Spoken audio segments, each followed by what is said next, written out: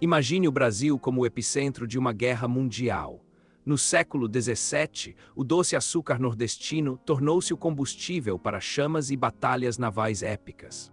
Tudo começou com uma crise de sucessão em Portugal, que uniu as coroas ibéricas e colocou o Brasil na mira da poderosa cobiça holandesa. Em 1578, o jovem rei Dom Sebastião desapareceu em batalha, deixando o trono português vazio e mergulhando o reino no silêncio. Filipe II da Espanha, o monarca mais poderoso da época, não perdeu tempo e reivindicou o trono português, usando tanto o sangue quanto a força. Com um exército imponente, os espanhóis marcharam sobre Lisboa. A resistência foi breve e a união das coroas tornou-se uma realidade inevitável sob o solo europeu. Filipe II foi aclamado rei de Portugal. Agora, um único homem governava um império onde o sol nunca se punha, incluindo as vastas terras brasileiras. Para o Brasil, isso significou mudanças profundas. A administração colonial foi reorganizada e novos selos reais começaram a validar os documentos oficiais da colônia. Geograficamente, o impacto foi sísmico. O Tratado de Tordesilhas, que dividia o mundo entre portugueses e espanhóis, perdeu seu sentido prático da noite para o dia. Sem uma fronteira rígida, os colonos começaram a avançar para o interior. O oeste desconhecido tornou-se o novo horizonte para quem buscava fortuna e terras. Os bandeirantes aproveitaram essa brecha política para explorar o sertão, expandindo o território brasileiro muito além do que os mapas originais permitiam. Mas nem tudo era liberdade. Filipe II impôs leis espanholas rígidas, centralizando o poder e assinando decretos que mudariam a rotina administrativa de Salvador ao Rio. Ao se tornar parte do Império Espanhol, o Brasil também herdou seus inimigos. Holandeses e ingleses agora viam a costa brasileira como um alvo legítimo de guerra. A vigilância nos fortes costeiros aumentou. Sentinelas passavam noites em claro, observando o horizonte com medo de verem as velas de frotas inimigas se aproximando. A economia também sentiu o golpe. Moedas de prata espanholas, com a efígie de Filipe II, começaram a circular nos portos, substituindo o antigo padrão português.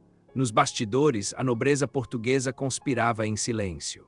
O descontentamento com o domínio espanhol crescia a cada ano, alimentando sonhos de uma futura restauração. Enquanto isso, galeões carregados de prata navegavam em formação, protegendo a riqueza que financiava as guerras de Filipe II por toda a Europa e além. Mas a verdadeira joia da coroa no Atlântico Sul não era a prata, e sim a cana-de-açúcar, que balançava ao vento sob o sol tropical do Nordeste. Antes da União, os holandeses eram parceiros vitais. Eles financiavam os engenhos e eram os principais refinadores e distribuidores do açúcar brasileiro na Europa. No entanto, Filipe II, em guerra com os Países Baixos, decretou um embargo total. Ele proibiu qualquer comércio entre os holandeses e as colônias ibéricas. A resposta holandesa foi audaciosa. A criação da Companhia das Índias Ocidentais, a WIC, uma empresa armada pronta para tomar o que o embargo lhes negava. Em Amsterdã, investidores e burgueses despejaram fortunas na WIC, financiando uma frota de guerra com o objetivo claro de conquistar o açúcar brasileiro. O primeiro alvo foi Salvador, a capital da colônia. Em 1624, uma frota holandesa imponente surgiu na Baía de Todos os Santos. O pânico tomou conta das ladeiras de Salvador. Famílias fugiam com o que podiam carregar, enquanto os canhões holandeses anunciavam o início da invasão. A ocupação foi rápida. Os holandeses hastearam sua bandeira e tomaram o controle da capital, mas a resistência luso-brasileira não tardaria a se organizar. A reação ibérica veio com a jornada dos vassalos. Uma frota colossal, unindo forças de Portugal e Espanha, cercou Salvador para retomar a cidade. O combate marítimo foi intenso. O mar azul da Bahia ficou coberto pela fumaça dos canhões e pelos destroços de navios em uma das maiores batalhas navais da época. Derrotados e sem suprimentos, os holandeses foram expulsos de Salvador em 1625, batendo em retirada com seus navios avariados. Mas a WIC não desistiu. Os diretores da companhia voltaram seus olhos para o norte, debruçando-se sobre mapas detalhados da capitania de Pernambuco. Pernambuco era o prêmio máximo, o maior produtor de açúcar do mundo, com centenas de engenhos prontos para gerar lucros astronômicos para os invasores. Em 1630, a WC preparou a maior frota já vista. Dezenas de navios surgiram no horizonte, prontos para um ataque definitivo e avassalador. O açúcar não era apenas um doce. Era o ouro branco que financiava exércitos e decidia o destino de nações em guerra no continente europeu. Com o sol se pondo atrás das torres de Olinda, o destino de Pernambuco estava prestes a mudar para sempre com o início de uma nova invasão. O desembarque aconteceu na praia de Pau Amarelo. Soldados holandeses bem treinados saltaram dos botes, marchando com determinação rumo ao coração da capitania. Olinda, a bela capital, foi incendiada. As chamas consumiram igrejas e casarões históricos, enquanto os moradores fugiam para o interior em busca de segurança. Os holandeses escolheram o Recife como sua base principal. O porto era fácil de defender e oferecia a infraestrutura necessária para escoar a produção de açúcar. A resistência luso-brasileira se organizou no Arraial do Bom Jesus. Um acampamento fortificado no meio da mata tornou-se o símbolo da luta contra o invasor. Começou uma guerra de guerrilha. Escondidos na vegetação densa, os milicianos locais realizavam emboscadas mortais contra as patrulhas holandesas nos caminhos de terra. Foi nesse cenário que surgiu Domingos Fernandes Calabar. Um senhor de engenho que conhecia cada trilha da região e decidiu mudar de lado na guerra. A traição de Calabar foi um golpe duro. Ele revelou segredos táticos e caminhos ocultos aos holandeses, permitindo que eles contornassem as defesas da resistência. Com a ajuda de Calabar, as tropas holandesas avançaram pelo interior, conquistando engenhos e vilas que antes pareciam inalcançáveis para os estrangeiros. O Arraial do Bom Jesus, após anos de resistência heróica, finalmente caiu. O forte foi reduzido a ruínas sob o intenso bombardeio da artilharia holandesa. Calabar acabou capturado pelos portugueses. Antes de ser executado, ele encarou seus captores com a mesma decisão que o levou a colaborar com os invasores. A elite local vivia um dilema. Muitos senhores de engenho, cansados da guerra, começaram a considerar a colaboração com os holandeses para salvar suas terras. Com o tempo, a WC consolidou seu domínio sobre o litoral. Navios mercantes holandeses agora atracavam pacificamente no porto do Recife, carregando o açúcar local. Mas a guerra deixou marcas profundas. A escassez de alimentos e a inflação castigavam a população, que via os mercados vazios e o futuro incerto. Percebendo que a força militar não bastava, a WC decidiu enviar um administrador civil competente para governar a nova colônia e trazer estabilidade. Um navio luxuoso cruzava o Atlântico, trazendo a bordo o homem que transformaria o Recife na cidade mais moderna das Américas, Maurício de Nassau. Em 1637, Maurício de Nassau desembarcou no Recife. Com sua armadura cerimonial, ele trazia uma nova era para o Brasil holandês. Nassau não era apenas um militar, mas um homem do iluminismo. Ele via na colônia um potencial que ia muito além da simples exploração de açúcar. Ele iniciou uma revolução urbana. Trabalhadores foram contratados para reconstruir o Recife, erguendo edifícios com o elegante estilo arquitetônico europeu da época. Nassau fundou a Mauritsstad, a cidade de Maurícia. Planos urbanos detalhados mostravam uma cidade planejada, com canais e pontes que lembravam a própria Amsterdã. Uma das grandes obras foi a construção da primeira ponte de grande porte do Brasil, unindo as ilhas do Recife e facilitando o transporte de mercadorias. Para garantir a paz econômica, Nassau ofereceu crédito aos senhores de engenho endividados, permitindo que eles retomassem a produção de açúcar com força total. A tolerância religiosa foi um marco. Sob Nassau, judeus e católicos conviviam no Recife, e a primeira sinagoga das Américas foi aberta ao lado de igrejas. Ele trouxe cientistas como Jorge Marcgraf e Willem Piso, que catalogaram a fauna e a flora brasileiras, produzindo os primeiros estudos científicos sobre o país. Artistas como Franz Post e Albert Eckhout documentaram a paisagem e o povo brasileiro em telas que hoje são tesouros históricos em museus do mundo todo. No Recife, Nassau criou o primeiro observatório astronômico das Américas, apontando telescópios para o céu estrelado do hemisfério sul para desvendar o cosmos. Seu palácio de Vriesburg era cercado por jardins botânicos e zoológicos repletos de animais exóticos, onde Nassau recebia convidados com luxo e sofisticação. A qualidade de vida melhorou com novas técnicas de higiene e a drenagem de pântanos, transformando o Recife em um lugar mais saudável para se viver.